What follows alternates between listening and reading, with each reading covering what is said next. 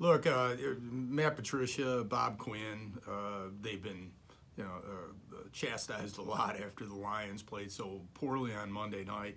But I think the most disappointing aspect of that game was Matthew Stafford. I mean, the one thing that you would expect the Lions to have, myself included, who supported Stafford a lot of times when I thought people were and have been unfairly criticizing them, is Matthew Stafford. That if they got into any kind of shootout with the Jets, Stafford versus Sam Darnold, they would survive that game.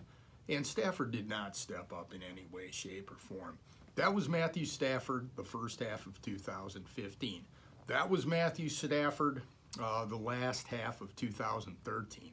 For as good as Stafford has been in many ways in the totality of the body of his work, he's had a couple blips on the screen that aren't like, hey, you know what, they haven't won the big game or whatever. They've won more games than they deserve to win because of him.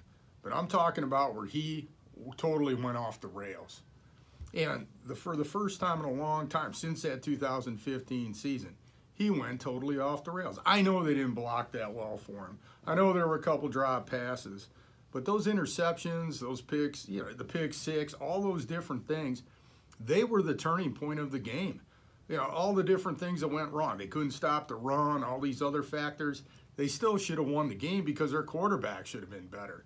So to me, more than any other factor, that game was on Matthew Stafford. And that's his hand-picked offensive coordinator, Jim Bob Cooter. He doesn't have the excuse of they brought in Joe Lombardi or something.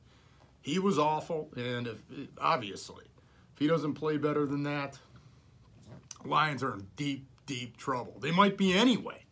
But if Stafford's remotely like that the rest of the year, they're really in trouble.